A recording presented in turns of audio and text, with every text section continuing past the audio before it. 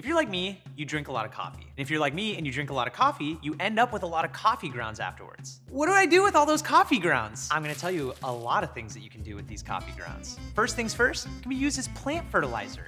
The coffee grounds help add a lot of healthy minerals that the plants love to the soil while also decreasing heavy metals that are bad for the plants. It also attracts good slimy things like worms while repelling bad slimy things like slugs and snails. Another thing you can use your coffee grounds for, flea repellent for your pets. After you've shampooed your pet, make sure to rub some coffee grounds on them and rinse that off, and your pet now has flea repellent. And they're gonna smell like a great start to your morning. Who doesn't love that? You can also use a bowl of these grounds to put in your refrigerator and eliminate odors. Just toss it in the back of the refrigerator and it'll lock away all those nasty smells. If you've got stinky fingers after chopping a bunch of onion or garlic, wash your hands with the used coffee grounds to eliminate the smell. Because coffee is toxic to mosquitoes, fruit flies, and other pests, it can be used as an insect repellent. There you have it. So many different ways to use coffee grounds. Go out there and hit the grounds running.